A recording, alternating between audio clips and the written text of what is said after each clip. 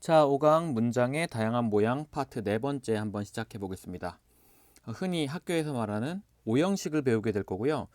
그거 나올 때 꼭 나오는 녀석이 있는데 이게 사역동사입니다. 그래서 이번에 부제는 사역동사가 make, have, let이라고 라는 질문에서 시작을 해서 지각동사 그리고 흔히 여러분이 수거라고 알고 있던 구조들 그 부분에 대해서 한번 파헤쳐 보도록 하겠습니다.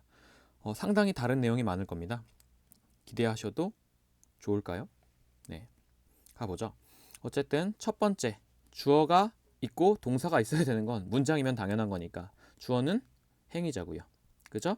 동사는 행위자의 움직임. 그리고 여기서는 일단 기본적으로 목적어가 나옵니다. 그죠? 자, 그가 부릅니다. 그녀를. 뭔가 좀 부족한 게 있죠? 그는 만들었습니다. 그녀를. 이건 말도 안 되고요. 자, 여기는 이 동사 뒤에 있는 명사가 그러니까 허를 말하는 겁니다. 얘가 목적어인 이유가 뭐죠?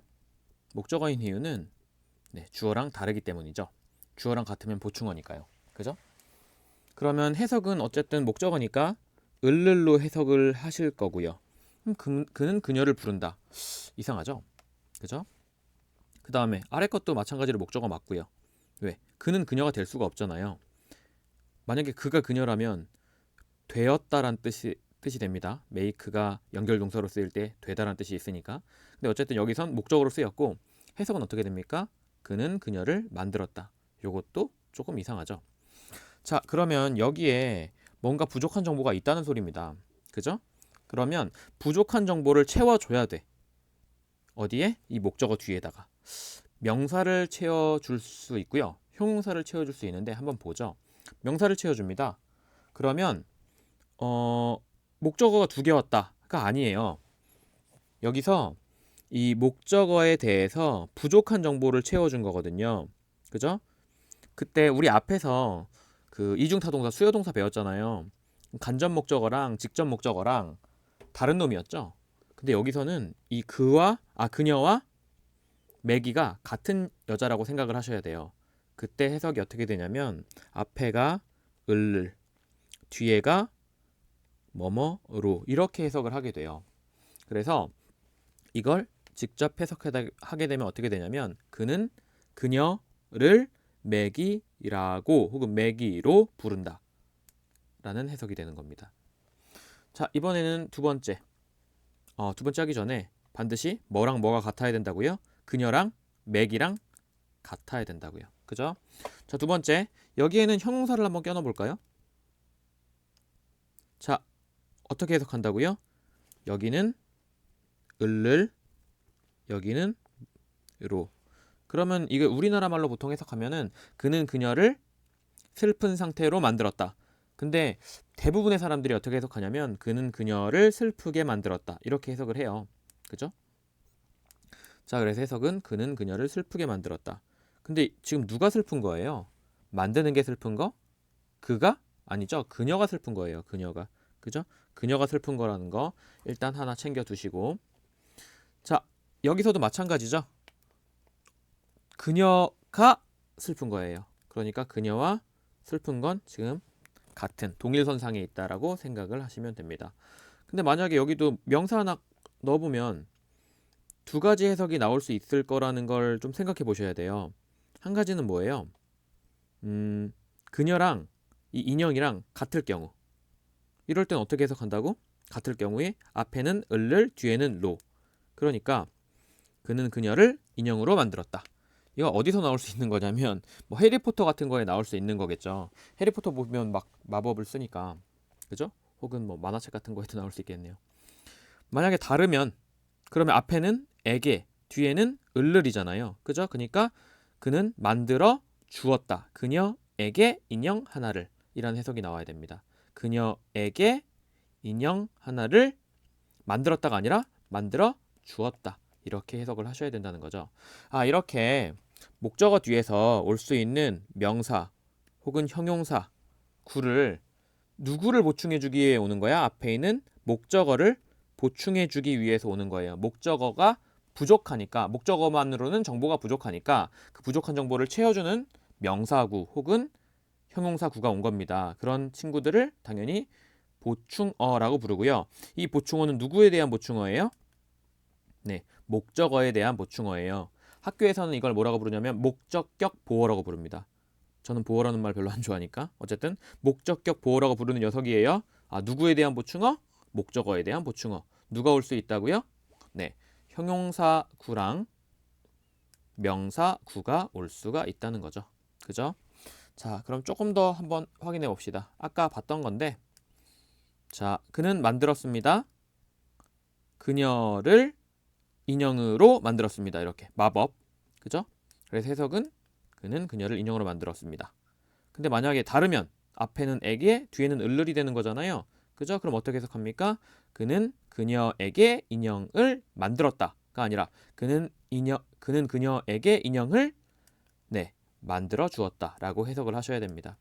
자, 그러니까 타동사 뒤에 뭐가 두 개 위치할 때, 명사구가 두 개 위치할 때 해석이 두 가지 방향이 나온다는 거죠. 그죠? 만약에 동사 뜻이 뭐뭐 해 주다 라는 동사로 해석이 돼요. 그러면 해석 어떻게 한다고? 앞에는 에게, 뒤에는 을을 이렇게 해석한다고요. 그죠? 그렇지만 만약에 주다가 아닐 경우에는 그때는 앞에는 을을, 뒤에는 뭐뭐로 라고 해석을 해 주신다고요. 그죠? 그래서 이것처럼 목적어 뒤에서 목적어에 뭐가 오는 거예요? 부족한 내용을 채워주는 정보. 부족한 내용을 채워주는 정보가 오는데 이런 녀석들을 뭐라고 부른다고요? 목적어에 대한 보충어라고 부른다고. 목적어에 대한 보충어. 한국에서 뭐라고 부른다고요? 목적격 보어요. 왜 목적격 보어라고 부를까? 네, 어쨌든 기본적으로 뭐랑 뭐 온다고요? 명사구랑 형용사구가 옵니다. 그래서 이런 녀석들을 뭐라고 부르냐면 복합타동사라고 불러요. 그냥 타동사는 목적어 하나 받는 녀석들. 이중타동사는 목적어를 두 개 받는 녀석들. 복합타동사는 목적어만 받아서는 정보가 완전하지 못하니까 부족한 정보를 채워주는 보충어까지 오는 녀석들이라고 생각을 해주시면 돼요. 이 동사 이름 외우라는 거 아닙니다. 자, 그럼 어떤 부분을 생각해 보셔야 되냐면 특히 있잖아 형용사구가 오는 경우를 좀 한번 생각해 보셔야 돼요. 왜냐면 이게 우리나라 말로 해석하는 과정에서는 약간 부사처럼 느껴집니다. 자, 한번 문장을 보죠. 그는 만들었습니다. 그녀를 슬프게 만들었습니다. 자, 그녀를 슬프게 만들었습니다. 그죠? 자, 두 번째. 그는 쳐다봤습니다. 그녀를 슬프게 쳐다봤습니다. 그죠? 그는 그녀를 슬프게 쳐다봤습니다. 둘 다 부사 오면 될 것 같잖아요. 왜냐면 슬프게가 만들었다를 꾸미는 게 맞죠. 슬프게 만들었다 말 되잖아요. 슬프게 그녀 말 안 되죠? 그죠? 그러니까 부사 오는 거 맞을 것 같아. 여기서 아래도 슬프게 쳐다봤다 말 되죠. 슬프게 그녀는 말이 안 되잖아요. 그러니까 부사 오는 게 맞는 것 같죠. 근데 잘 생각해 보세요. 여기서 자, 그는 만들었어요. 그녀를 슬프게. 누가 슬퍼진 거야? 지금 그녀가 슬퍼진 거죠. 자, 그는 쳐다봤어요. 그녀를 슬프게. 누가 슬픈 거야? 그가 슬픈 거죠. 그래서 슬픈 그가 어떻게 쳐다본 거야? 슬퍼하면서 쳐다본 거잖아요. 그러니까 얘는 지금 동사를 꾸미는 부사가 오는 게 맞다고. 그죠? 이게 맞아요. 하지만 지금 위에 거는요. 새들리가 이상합니다. 그는 그녀를 슬프게 만들었다. 누가 슬퍼집니까? 그녀가 슬퍼지죠. 여기 명사잖아요. 그러니까 명사를 꾸며주는 뭐가 와야 돼? 명사를 꾸며주는 뭐가 와야 됩니까? 네, 형용사가 와야 돼요. 근데 해석은 어떻게 느껴져? 부사처럼 느껴진다고요. 이거 제가 어떻게 말씀드렸었어요? 연결동사 할 때도 말씀드렸었잖아요. 그죠? 이런 부분 좀 주의하셔야 된다는 거. 그래서 저는 슬프게보다는 네, 슬픈 상태로 만들었다라는 해석을 조금 더 선호하는 편입니다. 이게 머리엔 좀 더 잘 들어오더라고요. 자, 어쨌든 부사는 누굴 꾸민다 그랬어요? 기본적으로 네, 동사를 꾸미게 된다고 했습니다. 뭐 부사가 무조건 동사만 꾸며야 된다는 소리가 아니라 기본적으로 공부할 때는 일단 동사를 꾸민다라고 생각하시는 게 편하다고요. 그럼 새들리가 오면 이건 해석이 달라져요. 어떻게? 그는 그녀를 만들었다. 슬프게. 근데 어떻게 만들었어? 슬퍼하면서 만들었다. 이런 뜻이 돼버리는 거예요. 말도 안 되죠. 그죠? 뭐 박사도 아니고. 그래서 엉뚱한 뜻이 되니까 명사구인 허에 대한 부족한 정보를 채워주는 부사가 아니라 뭐가 온다? 네, 형용사구가 와야 된다. 자, 이 부분 중요하고 결론적으로 목적어에 대한 보충어 자리에 명사구가 오면 그건 어떤 정보다? 목적어가 무엇인지 혹은 목적어가 무엇이 되는지에 대한 정보라고 생각하시면 되고 형용사구가 오면 목적어가 어떤 상태인지 혹은 목적어가 어떤 상태가 되는지 그죠? 이런 정보를 나타내는 거예요. 결국 무엇인지 이건 비동사에 대한 얘기죠. 무엇이다. 무엇이 되는지 이건 become 동사에 대한 얘기잖아요. 그죠? 그러니까 목적어와 목적어에 대한 보충어 사이에는 뭐가 있는 거야? 실제로는 be나 become이 있는 이렇게 주어 동사 관계라고 생각해 주시면 돼요. 그러니까 처음에 해석을 할 때 이걸 어떻게 해석하냐면 이런 동사들에 익숙해져야 되고 이 전체를 하나처럼 해석하셔야 된다는 거예요. 전체를. 그는 만들었어요. 그녀가 슬프게. 그녀가 슬프게 만들었어요. 그녀를 슬픈 상태로 만들었어요. 이런 식으로 요거 하나가 한 덩어리다 라고 생각해 주시면 조금 편할 것 같아요. 자, 그럼 일단 목적어에 대한 보충어 자리에 형용사구가 많이 오는 동사들 요런 녀석들이 있습니다. 해석해 보시면 되게 단순하죠. make A, B 나오면 A를 만들었습니다. B인 상태로. 그죠? suppose A를 여겼습니다. B인 상태로. want A를 원했습니다. B인 상태로. find A를 파악했습니다. B인 상태라고. keep A를 유지했습니다. B인 상태로. 이런 식으로요. 뭐뭐한 상태로 형용사구. 그죠? 근데 이번에는 명사구가 오는 동사들 보니까 어때요? 거의 다 비슷하죠? 해석만 잘하시면 돼요. make A, B가 명사가 왔을 때 만들어주다가 아니면 A를 B로 만들다. call A, B는요. A를 B라고 부르다. name은요. A를 B라고 이름짓다. find는요. A를 B라고 파악하다. keep은요. A를 B로 지키다. consider는요. A를 B라고 여기다. 이런 식으로. 이렇게 올 수가 있구나. 자, 그러면 영작을 할 수 있어야겠죠. 우리 배웠으니까. 자, 그는 선출했습니다. 나는이구나. 나는 선출했습니다. 그를 우리 대표로 이렇게 오시면 되겠네요. 그러면 이건 맞는 문장이죠. 왜?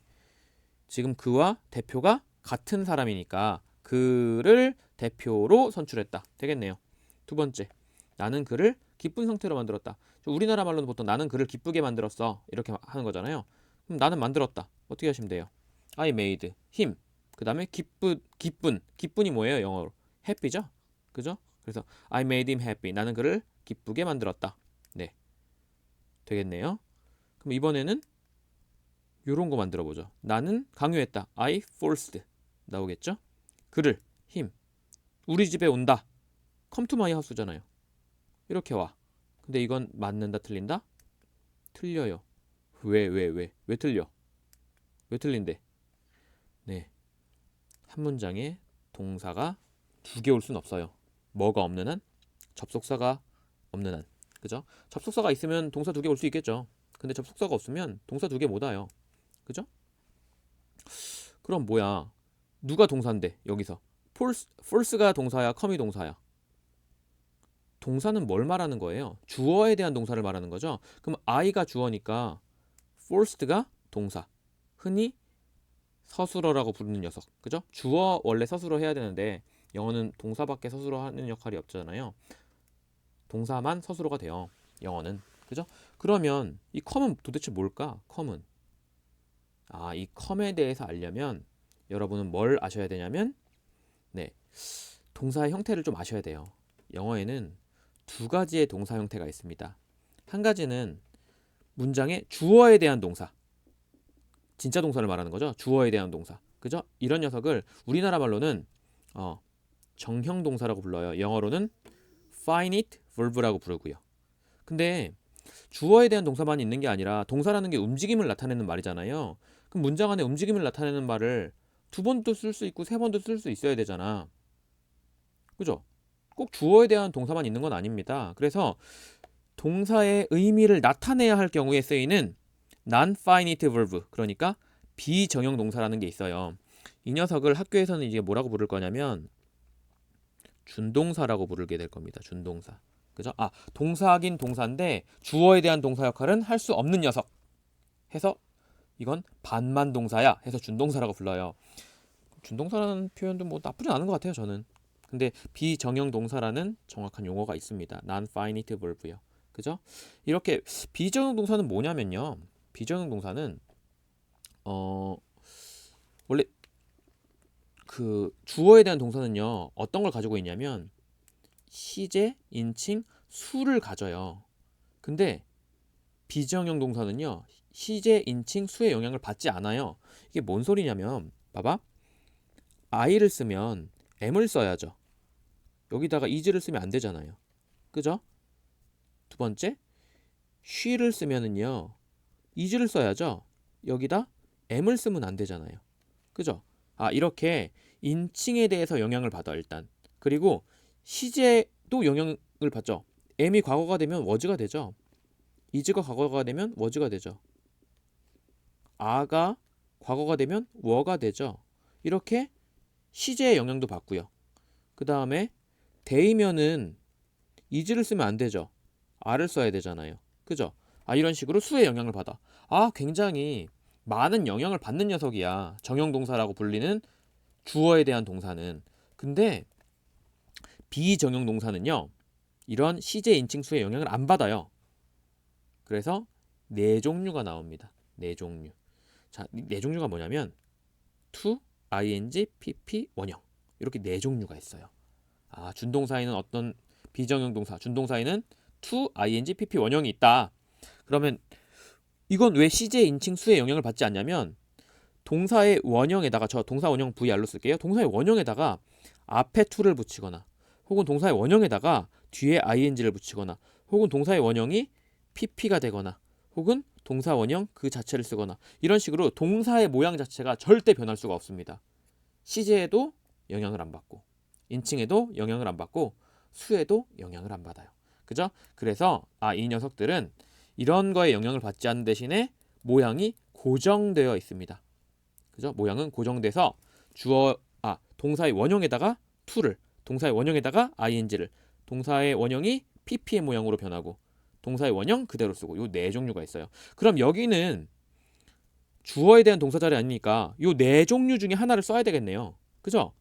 뭘 써야 될까요? 내가 강제했어요. 그가 우리 집에 오도록. 내가 강제하면 집에는 언제 와요? 나중에 오죠? 미래에 오죠? 그죠? 그래서 미래에 해당하는 요 네 개 중에 한 개 to를 쓰면 됩니다. 그럼 이게 말이 돼요. I forced him to come to my house. 요렇게. 정말 신기한 모양이 되네요. 그러니까 우리는 이제 이러한 형태의 모양을 다 영작할 수 있게 되는 거예요. 뭐 예를 들어 볼까? 예를 들어 보면 나는 그녀가 내 여자친구이길 원해요. 나는 원해요.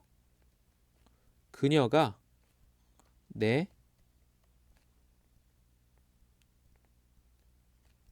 여자친구이기를. 그죠? 이렇게 쓰시면 된다는 거죠.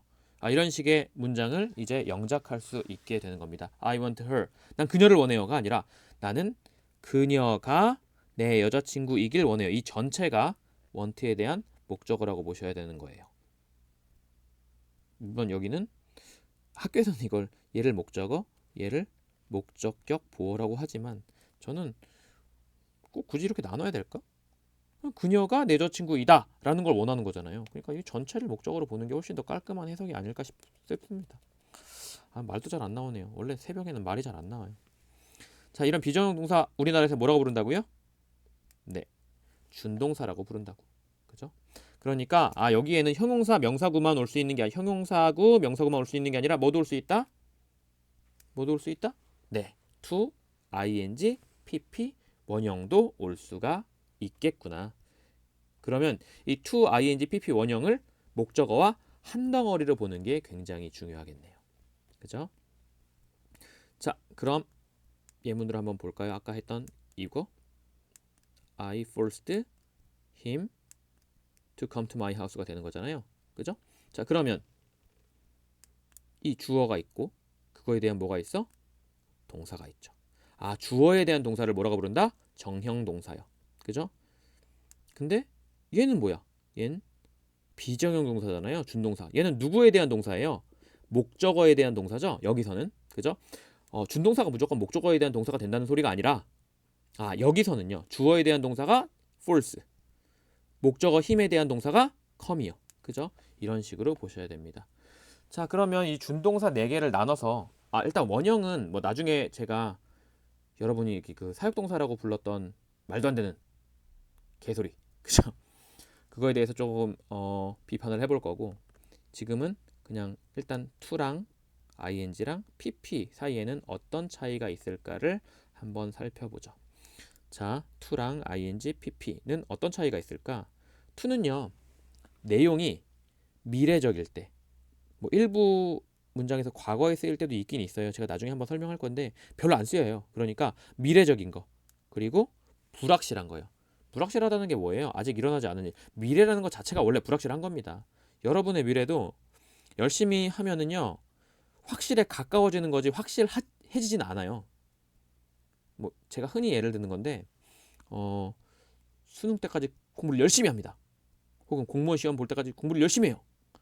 근데 시험날 배탈 났어. 망한 겁니다. 그죠? 항상 불안감이라는 게 있죠. 사람은. 그 불안감 그리고 불확실성을 뭐 하는 겁니까? 공부는 낮춰주는 거예요. 근데 0에 가깝게 낮춰줄 수는 있어도 0이 되게 만들어줄 수는 없더라고요. 네.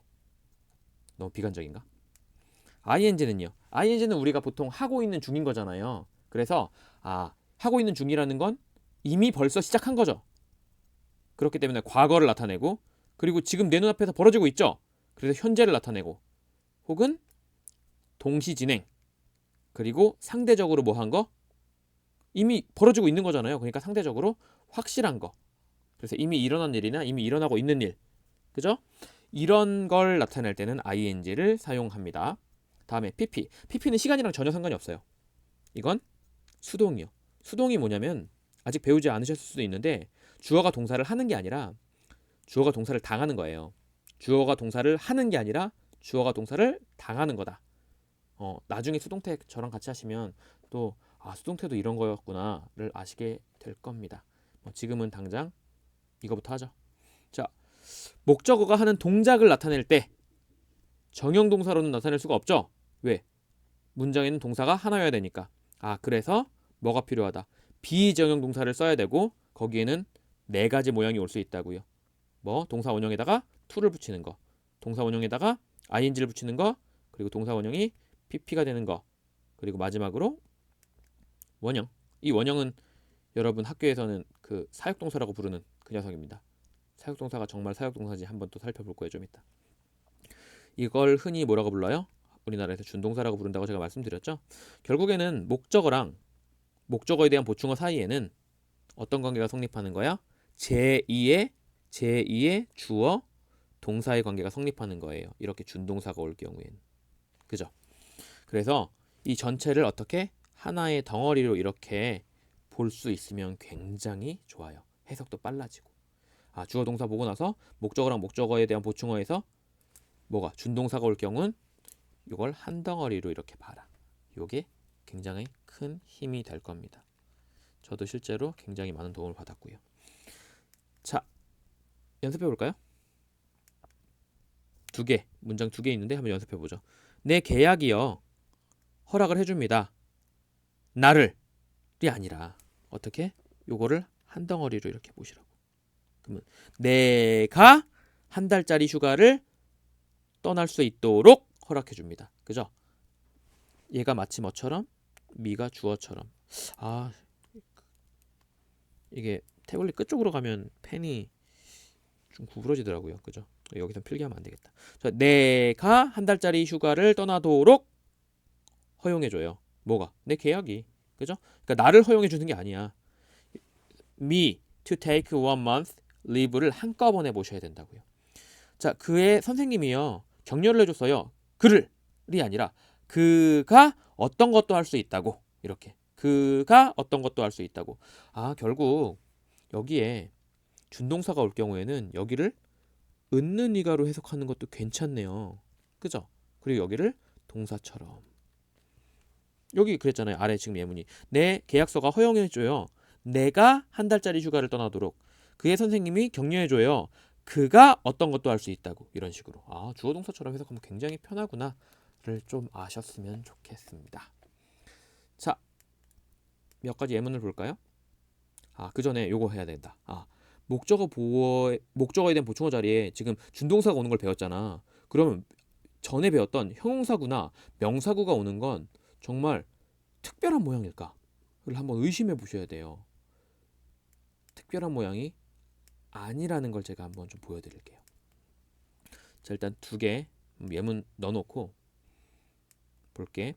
자, 여기에 지금 그녀의 엄마랑 그리고 지각역이 있는 이 여성이랑 같은 사람이라고 보셔야 돼요. 그러면 뭐야? 그녀는 컨시더는 여기에 명사어고, 그러니까 목적어고 목적어에 대한 보충어가 올 때 생각하다 여기다라고 생각하시면 되거든요. 생각하다 여기다. 그러면 그녀는 그녀의 엄마를 지각역에 있는 여성이라고 여깁니다. 인데 그럼 명사 왔잖아. 이게 과연 특별한 모양일까요?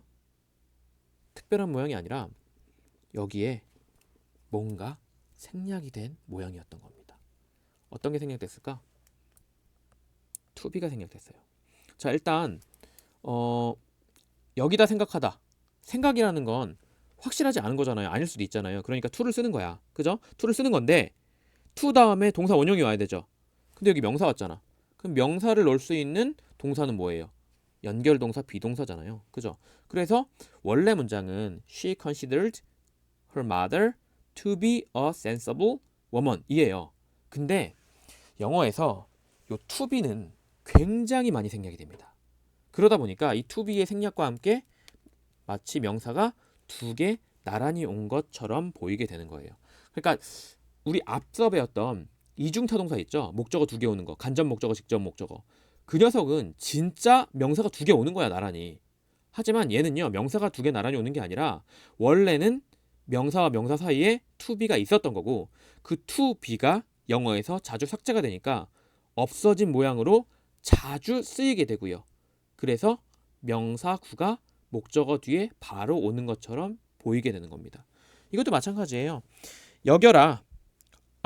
여겨라. 너 자신을 운이 좋다고. 근데 왜 운이 좋은데? 네가 잘리지 않은 거에 대해서. 잘리지 않은 걸 운 좋다고 생각해라. 이건데 여기도 지금 목적어가 왔고 여기에는 형용사가 왔죠. 그러니까 목적어에 대한 보충어가 온 거야. 이것도 특별한 모양이 아니라는 거죠. 여기도 to be가 생략됐거나 혹은 as가 consider A as B 많이 들어보셨죠? 그죠? 그래서 as가 생략되는 경우가 되게 많아요. 또 형용사가 오는 경우는 as가 굉장히 많구나. 그죠? to be도 될 수 있고 어쨌든 그러다 보니까 목적어 뒤에 형용사가 또 자연스럽게 연결돼서 보이는 거구나 라는 걸 아셔야 되는 겁니다. 그래서 형용사구나 명사구도 대부분은 다 그냥 뭐가 생략된 거야? to be나 as가 생략된 형태입니다. 그죠? 그러니까 결국 이 to be 이다. 그 다음에 여긴 become이 될 수도 있어요. 동사에 따라서. 그죠? 그러면 사이에 뭐가 있다고 생각하고 be나 become이 있다고 생각하고 이 전체를 어떻게? 이 전체를 하나의 덩어리로 해석해서 얘를 주어처럼 주어 땡이라고 쓸까요? 주어처럼 그리고 동사는 생략돼 버리는 거니까 얘를 뭐처럼? 보충어 보어처럼 보어 땡 이렇게 할까요? 보어는 어차피 나오지 않아서 땡이 아니구나. 근데 어쨌든 이런 식으로 해석을 하면 좀 더 자연스러운 해석이 된다고. 그러면 그녀는 여겨요. 그녀의 엄마가 지각역에 있는 여성이라고. 고려해라. 너 자신이 운이 좋다고. 이런 식으로 은는이가처럼 붙여서 해석을 해주시면 굉장히 깔끔한 해석이 됩니다.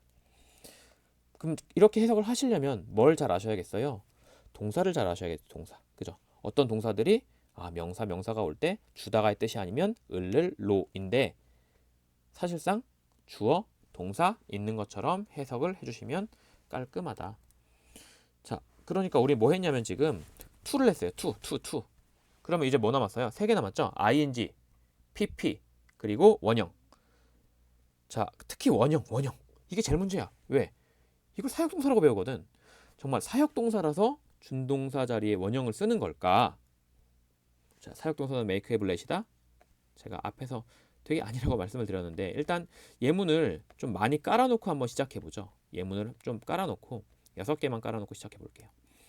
자, 쭉 나갈게요. 해석 안 하고 일단은 빨리 내가 왜 이렇게 만들었을까요? 이게 하면서 불확실성 굉장히 큽니다. 뒤에 뭐가 나올지 기억이 안 나. 그죠? 만든 지 좀 됐으니까 6개 깔아놓을게요. 아이고. 네. 자, 그러면 일단 여기서 make, have, let을 배울 때 자, 여기 동사가 첫 번째 예문의 동사가 뭐예요? head죠. head가 명사만 받으면 가지다나 먹다는 뜻이지만 명사를 받고 준동사를 받으면 뜻이 시키다예요. 그럼 우리 영어 선생님이 나한테 시켰어요. 매일매일 10문장 쓰라고. 그죠? 근데 얘 have는 무슨 동사라서? 사역 동사라서 to를 안 쓴대 라고 배워. 그래서 to가 사라져야 됩니다. 좀 이상해. 여러분은 자연스럽죠? 전 이상해요. 두 번째, 나는 당신한테 허용해 줄 거예요. 내 스케줄을 알도록. 근데 let이 또 사역 동사라서 to를 쓰지 말래요. 세 번째, 우리 남자 형제가 만들었습니다. 명사만 받으면 만들었습니다. 명사 2개 나오면 만들어 주었습니다. 근데 명사 나오고, 그러니까 목적어 나오고 뒤에 준동사가 나오면 시키다예요. 그럼 내 남동생이 나한테 내 숙제를 정해진 시간에 하라고 시켰습니다. 아, 이건 그럼 남동생이라기보다 형이겠네요. 그죠? 동생 주제에 감히 뒤질라고. 아닐 거니까. 자, 그래서 make 근데 사역동사라서 to를 안 쓴대요. 여기 원점이 왜 안 따라가게 해놨지? 아, 이런 젠장. 자, 다음에요. 학교의 목적은요, 돕는 거예요. 그죠? 돕는 거예요. 학생들을 돕는 거예요. 명사만 올 경우. 근데 명사 다음에 준동사가 오면 학생들이 준동사 하는 걸 돕는 거예요. 그러니까 학생들이 그들의 꿈을 성취하는 걸 돕는 거예요. 근데 또 help는 학교에서 또 준사역 동사라고 해갖고 to를 써도 되고 안 써도 되는데 용어가 점점 달나라로 가기 시작합니다. 여기서부터.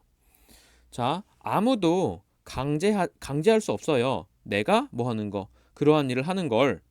근데 이건 to를 써야 돼. 그죠? 왜? 사역동사가 아니니까. 다 푸시, 밀다잖아요. 근데 밀어서 하게 하다는 뜻이에요. 여기서는 우리 부모님이 결코 나를 푸시하지 않아요. 뭐 하도록? 영어를 배우도록 자유롭게 해서 영어 못하는 거야. 근데 여기서 to를 써야 돼요. 왜? make, have, let 이라는 사역동사가 아니니까. 이게 과연 올바른 구분일까? 생각해 보셔야 되는데, 자, 일단 예제 1, 2, 3은 사역동사래요. 4는 준사역동사래요. 5는 무슨 동사야? 좀 이상하네. 이게 이상해요. 왜 이상하냐면 일단 사역이라는 용어를 생각해 보셔야 돼요. 사역.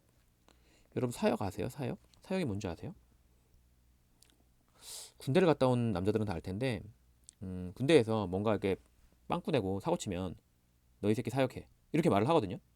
그러면 뭐 바닥을 치약으로 닦는다던가 뭐 신발장을 닦는다던가 아니면 설거지를 한다든가 빨래를 한다든가 뭐 이런 걸 해요. 결국 사역은 뭐냐면요. 누군가에게 뭐뭐 하라고 뭐 하는 거냐면 시키는 겁니다. 시키는 거. 이게 사역의 뜻이에요. 그러면 이거 헤드는 시키다고 메이크는 시키다니까 이건 사역이 맞아, 사실. 근데 도대체 렛은 왜 사역입니까? 렛은 허용하다잖아요. 허용이 시키는 거예요? 허용은 하도록 해주는 거죠. 그죠? 강제가 없잖아요. 근데 이 컴펠 봐봐. 강제했어, 나한테 그러한 일을 하게. 그럼 이거 시킨 거잖아. 내가 그거 하게 시키는 거잖아. 여기서는 지금 노원이니까 시키지 않는 거지만 여기도 네버니까 내가 영어를 배우게 푸시하는 건 시키는 거잖아요. 그럼 얘도 사역의 뜻인데? 이런 생각을 해볼 수 있어요.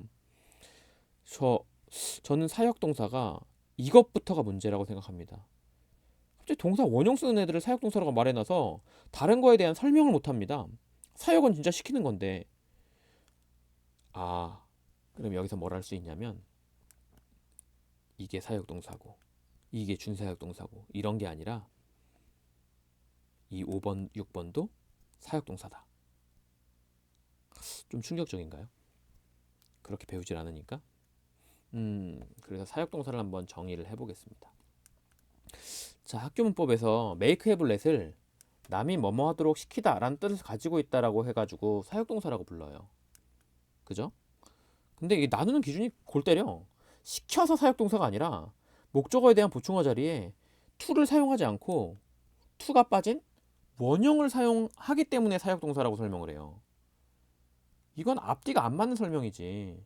이게 뭐랑 똑같은 거냐면 그네 누나 그 답변서에 그 순실이가 국정 개입이 1%도 안 된다 라고 말해서 이건 탄핵 사유가 될 수 없다 라고 말하는 개소리랑 똑같은 겁니다. 완전 개소리지. 아니 원형을 쓰니까 사역동사라고? 야 그럼 원형동사라고 하든가. 사역은 시키는 건데 원형 써도 사역동사라는 게 말이 돼? 안 되잖아요. 그죠? 하물며 또 한술 더 떠가지고 help는 목적어에 대한 보충어 자리에 to를 써도 되고 안 써도 돼. 그리고 get은 또 시키다라는 뜻이 있지만 to를 써야 된대. 아주 뭐 지 맘대로 막 망쳐놨어. 그래서 준사역동사라고 막 부릅니다. 아주 개상망측한 이름을 붙여놨습니다. 이게 과연 적절한 분류인가 한번 구분해 봅시다. 예문 두 개 볼게요. 자, 나는 원하지 않아요. 다른 사람들이 나를 위해서 내 일을 하도록 강제하는 걸 원하지 않아요. 강제하다. 나는 원하지 않아요. 다른 사람들이 나를 위해서 내 일을 하는 걸 시키도록 원하지 않아요. 둘 다 결국 강제하다, 시키다 똑같은 뜻이에요. 근데 force는 사역동사가 아니라서 to를 쓰고요. make는요. 사역동사로 to를 안 쓴대. 아니 지금 위에 문장과 아래 문장이 똑같은 뜻인데? 왜 위에 건 to를 쓰고 아래 건 to를 안 써? 그러면서 설명하는 건 위에 건 사역동사가 아니라 to를 써야 되고 아래 건 사역동사로 to를 안 쓰는 거야 라는 개소리를 하시는데 정말 개소리입니다. 자, 위 두 문장은 거의 같은 뜻이거든요. 옥스퍼드 영용사전 보면 make의 뜻이 뭐라고 나와 있냐면 cause, to appear, happen, become, do or false라고 나와 있어요. make는 그럼 무슨 뜻인 거야? false의 뜻인 거야. 그럼 이 두 문장은 실제로는 같은 뜻이라고요. 그런데도 불구하고 위에 건 사역동사가 아니라서 to를 쓰고 아래 건 사역동사 to를 안 쓴다는 그런 설명은 말이 안 된다는 겁니다. 자, 그래서 제가 찾아봤죠. 자, 사역동사가 영어로 뭐라고 하냐? 사역동사 영어로 causative verb라고 합니다. 근데 이 causative가요. 뭐의 형용사형이냐면 cause, 야기시키다의 형용사형이에요. 사역동사가 causative verb인데 왜 사역동사 안에는 cause가 없냐? 말이 안 되는 거지. 그죠? 아, 이걸 통해서 뭘 알 수 있냐면 사역동사가 make have let이 아니라 사역동사 안에 make have let이 있는 건데 그 세 놈이 그냥 도라이구나 라는 걸 알 수 있어야 돼요. 자, 사역동사는 뭐다? 목적어가 어떤 행동을 하도록 야기시키는 동사란 뜻이고요. 그런데 왜 make, have, let만 우리는 사역동사라고 부른 걸까? 자, 볼게요. 사역동사는 정해진 것이 아니다. 사역동사가 정해진 게 아니라고? 뭔 소리야? 나는 여태까지 make, have, let을 사역동사라고 알고 있었는데 라고 생각하시면 오산입니다. 자, 그의 부주의함이 야기시켰어요. 뭐를? 그 화제를. cause 사역동사예요? causative verb가 사역동사라며. 그럼 cause 사역동사지? 아니야. 왜? 목적어 하나 받았잖아요. 목적어 하나 받으면 사역동사 아니죠. 왜? 목적어가 어떤 동작을 하도록 하는 게 사역동사인데 이거 동작 안 하잖아요. 그죠? 그러니까 이건 사역동사 아니에요. 근데 똑같은데도 불구하고 이번에는 목적어가 오고 그에 대한 동작인 준동사가 왔어. 그럼 이건 cause가 사역동사로 쓰인 겁니다. 왜? 그의 부주의함이 야기시켰어요. 모든 멤버들이 더 많이 일하도록 야기시켰어요. 그러면 그러니까 뭐야 우리 팀에 그냥 등신 같은 애 하나가 들어온 거야. 근데 걔가 일을 너무 못해. 뭐 다 부시고 깨고 자빠지고 난리 났어. 그래서 우리가 일을 더 해야 되게 된 거지. 그럼 그의 멍청함이 그의 부주의함이 우리로 하여금 일을 더 하게 만든 거잖아요. 그죠? 그렇게 동작을 야기시켰잖아. 그럼 커즈는 여기서 사역동사가 됩니다. 왜? 모든 멤버들이 더 일하게 야기했으니까요. 만들었으니까. 그럼 얘는 사역동사예요. 사역동사는 정해진 게 아니라고요. 구조가 사역동사를 결정한다고. 그죠? 자, 예문 하나 더 볼까요? 몇몇 책들이요 자극해요 아이들을. 이거 스티뮬레이트 사역동사다? 사역동사 아니야. 왜? 그냥 아이들을 자극하는 겁니다. 그냥 타동사예요. 근데 이번에는 이렇게 왔다고 쳐보죠. 자, 그 컨퍼런스가 자극을 했어요. 나를? 이 아니라 내가 뭐 하도록 그 주제를 열심히 연구하도록 자극했어요. 그럼 그 컨퍼런스를 갔다 와서 그 컨퍼런스가 나를 어떻게 만들어 놓은 거야? 내가 주제를 열심히 연구하도록 만들어 버린 거잖아요. 그래서 연구하게 내 동작을 유발했죠. 그러면 이게 스티뮬레이트도 뭐가 되는 거야? 사역동사가 되는 겁니다. 그죠? 결국은 그래서 목적어 하나만을 받을 경우에는 커즈나 스티뮬레이트에는 무슨 뜻이 없어? 남이 뭐뭐 하도록 시키다라는 뜻이 없어요. 근데 목적어에 대한 보충어 자리에 목적격 보호 자리에 to를 받게 되면 일부 동사들이 어떤 뜻이 돼요? 목적어가 to 동사 원형하도록 야기하다, 자극하다 이런 뜻이 되는 거예요. 그러면서 그 동사는 뭐가 된다? 사역동사화 된다. 그러니까 사역동사라는 게 정해져 있는 게 아니라 목적어가 동사를 하도록 시키면 그 녀석을 뭐라고 부르는 거다? 사역동사라고 부르는 거다. 즉 사역동사는 어떤 모양을 가져요? 아래와 같은 모양을 가져요. 타동사 플러스 목적어 온 다음에 그 뒤에 뭐가 온다고? to 동사 원형이 온다고요. 왜 to가 올까? 시키면 그 일을 언제 하죠? 나중에 미래에 하잖아요. 그치? 나중에 미래에 하니까 to 동사 원형을 쓰는 거야.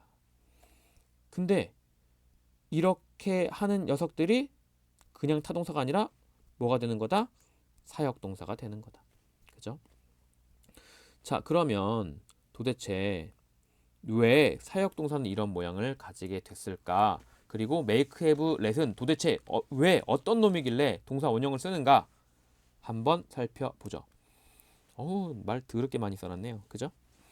원래 to는 전치사였어요. 전치사로 시작한 녀석이야. 어디 쪽으로.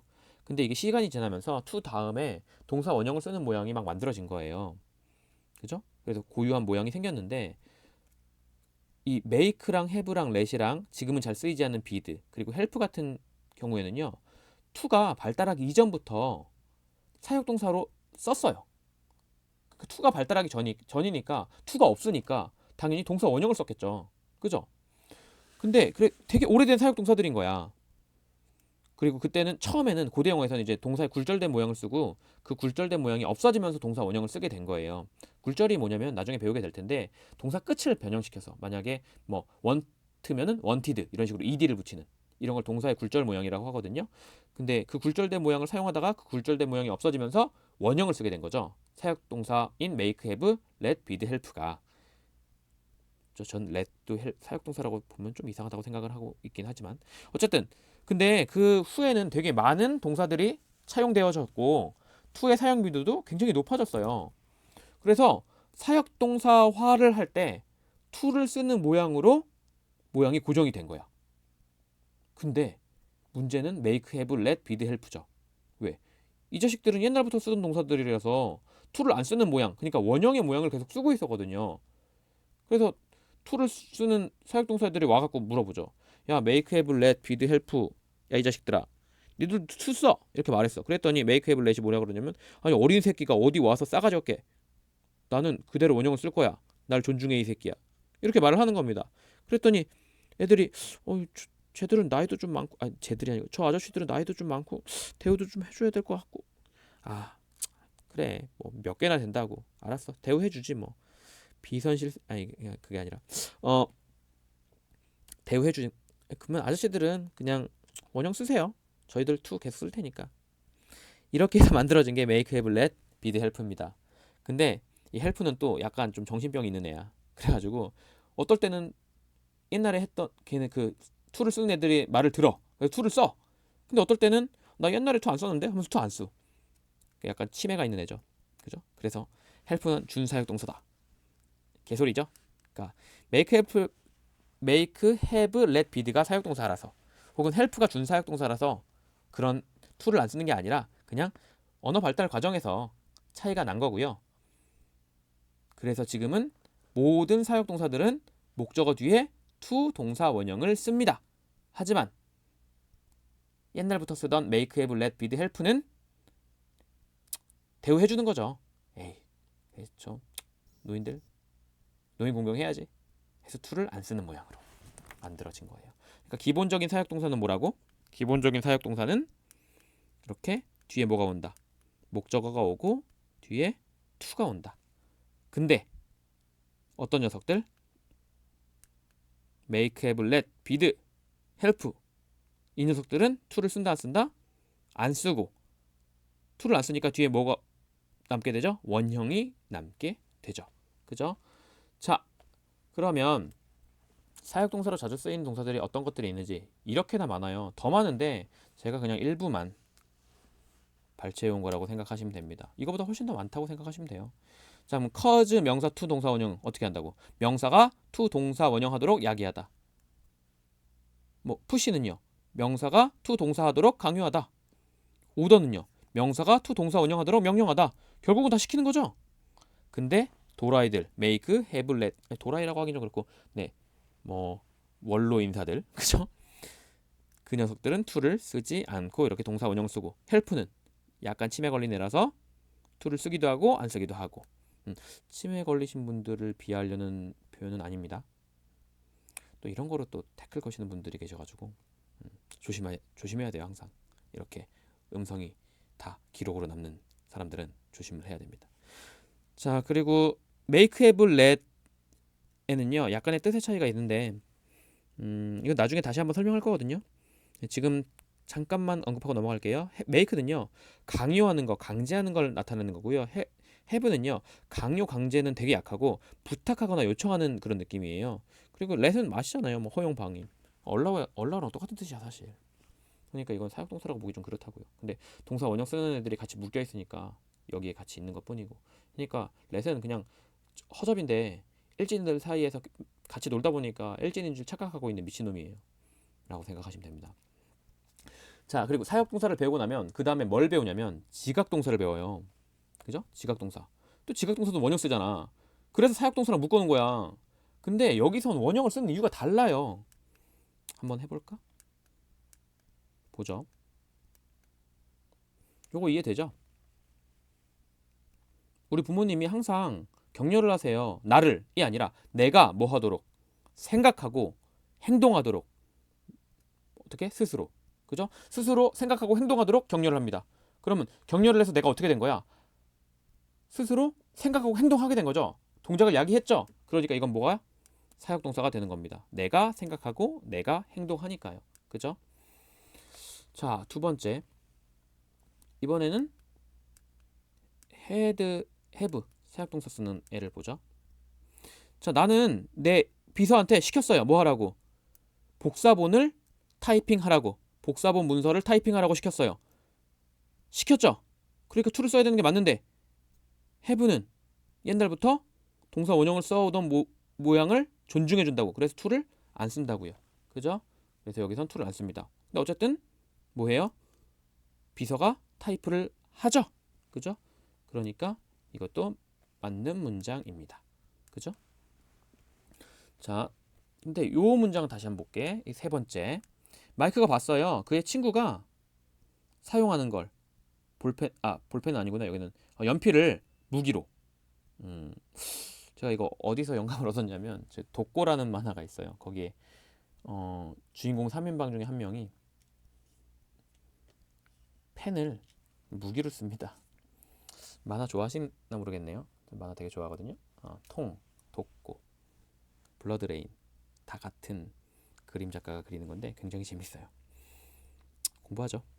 마이크가 봤어요. 그의 친구가 연필을 무기로 사용하는 걸 봤어요. 목적어 다음에 준동사의 위치니까 to를 썼어. 근데 여기 to를 쓰면 안 된대. 왜? so가 지각동사라서 to를 쓰면 틀린대요. 그래서 to를 안 써야 이게 뭐 한대? 맞대요. 그러면서 또 외워. 지각동사를. 근데 의미적으로 한번 생각해 보죠. 의미적으로. to는 뭐라고? 아직 일어나지 않은 일, 불확실한 일이라 그랬잖아요. 근데 여기서 봐봐. 마이크가 봤어. 뭘? 그의 친구가 연필을 무기로 사용하는 걸 봤어. 그럼 사용했어, 안 했어? 사용했죠. 봤어, 안 봤어? 봤잖아. 이미 본 거잖아. 근데 왜 to를 쓰냐고. 그래서 to를 안 쓰고 to가 없어지는 거야. 아, 지각동사는 사역동사랑 똑같아서 원형을 쓰는 게 아니라 왜? 의미적으로 to를 쓰면 아직 일어나지 않은 일이잖아요. 여기 to 써버리면 뜻이 뭐가 되냐면 마이클은 봤어요. 그의 친구가 연필을 무기로 앞으로 사용하게 될 것을 봤어요. 뭐 예언자 점쟁이야? 그러니까 여기 to 안 쓰는 거야. 그래서 to를 안 쓰는 겁니다. 그러니까 지금 동사 원형을 쓰는 이유가 다르다고요. to를 쓰면 의미가 이상해지니까. 근데 여기서 처음으로 뭐가 나오냐면 준동사 ing가 나와요. 봐봐. 마이크가 그의 친구를 본 거야. 딱 지나가다가 힐끗 봤어. 근데 걔가 뭐 하고 있는 거야? 연필을 무기로 쓰고 있는 중인 거야. 그지? 쓰고 있는 중인 거야. 그래서 뭐를 붙일 수 있다? 네. ing를 붙일 수가 있다. 처음 나오는 거죠. 아, 지각동사에서 처음으로 목적어에 대한 보충어 자리에 뭐가 올 수 있다고? ing가 올 수 있다고요. 왜? 사용하고 있는 중인 걸 봤습니다가 되잖아요. 아, 그러면 여기서 무슨 차이가 있냐? use는 using과 무슨 차이가 있을까요? use는요. 동작을 전체를 다 본 거야. 전체 다. using은요. 하고 있는 중인 순간적인 동작을 본 거예요. 순간적인 동작. 그러니까 예를 들어 보면 여기서 예문으로 예를 들어 한번 들어볼게요. 학원에서 이 예를 많이 들거든요. 나는 봤어요. 그를. 이 아니라 나는 그가 뭐 하는 걸 봤어요? cross the street. 이렇게 거리를 건너는 걸 봤어요. 자, 크로스는 뭐야? 내가 그를 봤는데 그가 횡단보도에 서 있어. 그러더니 도로를 건너. 다 건넜어. 이러면 크로스예요. 근데 여기에 뭐가 들어가면 ing가 들어가면 내가 지나가다가 끼익 하는 소리가 나길래 옆을 봤더니 어떤 미친놈이 도로를 막 건너고 있네. 빨간불에. 아, 순간적인 걸 보는 건 ing요. 아, 동사 원형을 쓰면 전체적인 동작을 다 보고 듣고 느끼는 거고 ing를 쓰면 그 순간에 하고 있는 중이었던 걸 보고 듣고 느끼는 거고요. 아, 이런 차이가 생기는구나. 그래서 지각동사는 뭐냐면 감각기관으로 인지하는 것들을 말하는 건데 눈, 코, 귀, 입, 피부, 눈, 코 죄송해요. 네, 전 개인적으로 빅뱅 노래를 좋아합니다. 어쨌든 여기서 하나는 빼셔야 돼요. 네, 입은 빼셔야 돼요. 그죠? 눈으로 보는 거, 코로 냄새 맡는 거, 귀로 듣는 거, 피부로 느끼는 거. 요걸 지각동사라고 하는 겁니다. 그럼 이 지각동사로 인지하는 것들은 다 뭐야? 이미 일어난 일이거나 이미 일어난 일이거나 혹은 그 당시 일어나고 있는 중인 일이거나. 그러니까 이미 일어난 일 이거는 다 본 거니까 뭘 써요? 원형을 쓰고요. 그죠? 이미 그 당시 일어나고 있는 중인 일 이건 뭐를 쓰고요? 순간적으로 동작하는 거니까 이건 ing를 쓰고요. 그죠? 그래서 미래를 나타내고 아직 일어나지 않은 일을 나타내고 불확실을 나타내는 to를 쓸 수 없습니다. 왜? 이미 다 일어난 거고 일어나고 있는 중인 거고 그죠? 확실한 거니까. 그래서 동작의 전 과정을 다 인지한 거면 원형을 순간적으로 일어나고 있는 진행 중인 동작을 인지한 거면 ing를 사용하고요. 흔히 지각동사라고 부릅니다. 근데 이때 지각은 원래 지각이라는 게 두 가지가 있거든요. 머리로 하는 게 있고요. 몸으로 하는 게 있어요. 근데 여기서는 몸으로 하는 것만 나타내는 겁니다. 머리로 하는 거는 예를 들어서 나는 그가 좀 덜 떨어졌다고 생각했다. 딱 얘기를 해보니까 얘 전교 1등이야. 아, 불확실하죠. 그래서 머리로 하는 인지는 to를 사용합니다. I think her. 난 그녀를 생각합니다가 아니라 나는 그녀가 정직하다고 생각합니다. 정직할 수도 있지만 아닐 수도 있잖아요. 나는 그가 운동을 한다고 생각합니다. 뭐 보니까 막 근육이 울그락불그락해 보이는 거야. 그래서 물어봤지. 운동하세요? 그랬더니 저는 어렸을 때부터 원래 이런 몸이었어요. 불확실한 거예요. 그래서 정신적인 인지에는 to를 사용합니다. 그죠? 이것도 좀 알아두시고. 그러면 대표적인 지각 동사에 뭐가 있냐?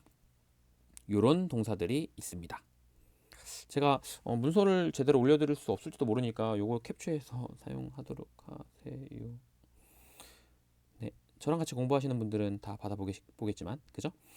특히 있잖아, 캐치, 요거 그리고 스멜, 요건 ing랑 굉장히 많이 쓰여요. 왜냐면 목격하다잖아요. 그러면 하고 있는 중인 걸 목격해야겠죠.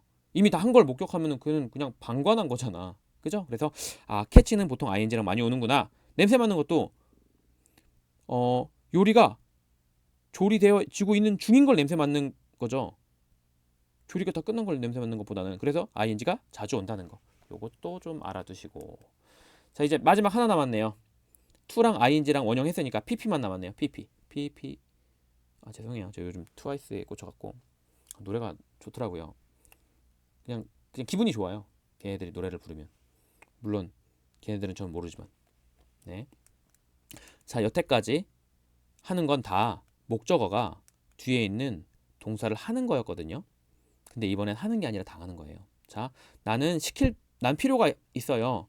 시킬 필요가 있어요. 내 자동차가 세차를 즉시 하길 시킬 필요가 있어요. 자, 지금 보시면 자동차가 세차를 하나요? 자동차가 세차를 하나요? 아니죠. 자동차는 세차를 어떻게 돼요? 당하죠. 그죠? 하는 게 아니라 당하는 거야. 결국은 제가 말씀드리면, 자, 여기서 얘가 이걸 하는 게 아니라 이게 이걸 하는 경우 말하는 거예요. 그러니까 차가 세차하는 게 아니라 차를 세차하잖아요. 그죠? 그러니까 여태까지 to 동사 원형 썼던 거는요, 앞에가 주어고 뒤에가 동사의 관계인 경우예요. 근데 그런 관계가 아니라 어떨 때 앞에가 목적어고 뒤에가 타동사인 경우, 내 자동차를 세차합니다. 이런 관계를 가지는 경우에는 뭐를 쓴다? to를 쓰는 게 아니라 발음도 안 돼. to를 쓰는 게 아니라 to be pp를 쓴다고요. to be pp. 그래서 I need to get my car to be washed immediately. 이렇게 쓰는 거예요. 근데 제가 앞에서도 말씀드렸죠. 뭐가 생략이 굉장히 잘 된다고요? to be가 생략이 잘 된다고. to be가 생략이 굉장히 잘 돼요. 텔레토비 아시는지 모르겠네. 보라돌이 나나 뚜비뽀에서 to be가 생략이 잘 된다고. 나 왜 이러냐. 네, 어쨌든 여기서 to be가 생략이 잘 돼요. 써도 돼요. 써도 돼. 뭐만 아니면, make, have, let만 아니면 써도 돼. 하지만 안 써도 돼. 안 쓰는 게 더 좋겠죠. 어차피 뜻도 약한데 뭐. 그죠? 그러니까 결국은 이런 사역동사 뒤에 목적어 오고 pp 오면 하는 게 아니라 당하는 거다. 좀 더 볼까요? 자, 이 문장 맞을까요? 나는 시켜야 돼요. 우리 집 벽이 페인트 칠하게 시켜야 돼요. 우리 집 벽이 막 페인트를 칠하니? 페인트 칠 되도록 시켜야 되는 거죠. 그러니까 하는 게 아니라 당하는 거죠. 그죠? 하는 게 아니라 당하는 거잖아요. 다시 한번 그려줄게요. 하는 게 아니라 당하는 거잖아요. 그죠? 그럴 때는 뭘 써야 된다고요? to be pp를 써야 된다고요. 그러니까 지금 여기 보시면 이게 이걸 하는 게 아니라 이게 이걸 당하는 거잖아요. 그리고 to를 쓸 수가 없죠. 왜? make, have, let이니까요. 그러면 여기에 뭘 써야 돼? 아이고. be pp를 써야 돼. 그죠? 원래 to be pp인데 to를 못 쓰니까 be pp를 쓰는 거야. 하지만 여기서 뭘 생략한다? be를 생략합니다. 그죠? make, have, let은 to를 안 쓰니까, 그죠? to be가 날아가는 게 아니라 그냥 be가 날아가는구나. 근데 여기서도 또 이럴 때도 또 개또라이들이 한 명씩 나옵니다. 걔가 뭐냐면 let이에요. let은요 be를 안 날려요. 그러니까 만약에 이게 let이었으면 여기서 be를 안 쓰면 또 틀려요. 얘도 또라이야. 마치 help 같은 또라이죠, 얘도. 그래서 수동일 때 to be pp에서 to be를 날리는데 let은 be를 날리지 않는구나. 이런 식으로 알아두시면 됩니다. 여기저기 또라이들이 많죠. help 또라이, 또 뭐였죠 여기? let 또라이, help 또라이, let 또라이. help는 뭐 to를 써도 되고 안 써도 되고, let은 뭐 다 to be를 생각하는데 미친놈은 be를 남겨두는다. 그죠? 이렇게 하시면 됩니다. 자, 그럼 또 해보죠. 자, 나는 목격했어요. 그죠? 뭘 목격했습니까? 뭘 목격했어요? 모든 접시가 아니라 모든 요리가 요리하는 걸. 모든 요리가 요리를 합니까? 모든 요리는 요리가 되죠. 그죠? 근데 문제는 여기 이게 지각동사라서 이미 일어난 일이잖아요. 모든 요리가 요리되는 걸 이미 일어난 일이잖아요. 그러니까 to를 안 쓴다고요. 근데 요리가 요리를 해요? 아니죠. 그죠? 이거 틀려. 그지? 그러니까 요리가 하는 게 아니라 요리가 되는 거죠. 그러니까 뭘 써야 돼? do, be, pp. 근데 지각동사 to를 날리잖아. 그럼 얘는 to를 날리니까 뭐도 날려야겠어? 당연히 be도 날려야겠죠. 그죠? 아, be를 쓰는 녀석은 누구밖에 없다고? let밖에 없다고요. 그죠? to를 안 쓰는데 to를 안 쓰면 원래 be 다 날려야 돼. do, be를 날리는 것처럼. 하지만 let은 to가 없는데도 불구하고 be를 날리지 않고 그대로 쓴다고요. 그죠? 예문 또 몇 개 볼게요. 나는 have가 시키다 말고요. 뒤에 있는 사건이 안 좋은 일일 경우는요. 겪다란 뜻이 있어요. 겪다. 경험하다. 겪다. 그죠? 그는 겪었어요. 그의 시계가 훔치는 걸 겪었어요. 그의 시계가 훔치니? 일단 to는 안 써야 되죠. make, have, let이니까 훔치니? 아니죠. 훔침을 당하죠. 그죠? 훔침을 당하잖아요. 시계를 훔치다가 되잖아. 그죠? 그러니까 뭘 써야 돼? be, pp를 써야 돼. be stolen. 근데 여기서 뭐도 없어야 돼? to, be가 같이 날아가는 것처럼 to가 없으니까 be도 날아간다고. 그죠? 또 있나? 네, 없네요 이제. 자, 목적어와 목적어 보충어 사이에 된 사실상 주어 동사의 관계이니까 목적어가 행위자, 목적어에 대한 보충어가 행위자의 움직임을 나타낸다. 근데 목적어가 행위자고 목적어에 대한 보충어가 행위자의 움직임이 아니라 행위자가 주체가 아니야. 동작의 대상이야. 그러면 능동이 아니라 수동을 써야 되고요. to 동사 원형이 아니라 to, be, pp를 써야 되고 to, be는 뭐 된다? 생략된다. 그래서 결국 pp만 남거나 원형이 남을 때 be 항상 생략돼야 되잖아요. 그죠? 근데 뭐 된다? let은 be를 남긴다. 그죠? 그리고요. ing가 아니라 being pp라는 건 이건 뭐냐면 좀 볼게요. 나는 어떻게 될까요? 봤어요. 뭘? 그 기계가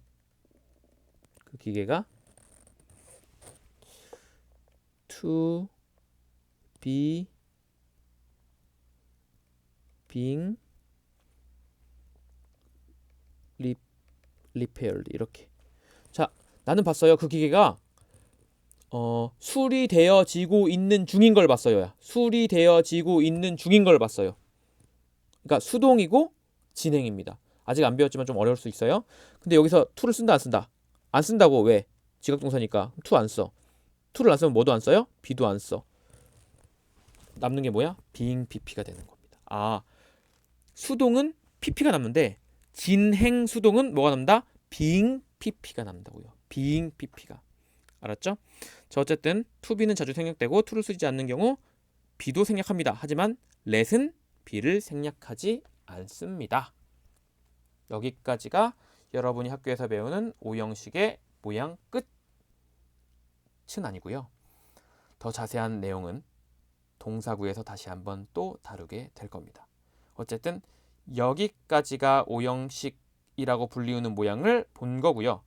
더 자세한 내용은 나중에 동사구에서 만나게 될 거고, 원래 오형식을 하면 여기까지가 끝이어야 되지만 저는 동사의 문장의 모양 두 가지를 다음 강의에서 다시 한번 좀 더 보고 넘어가게 될 거예요.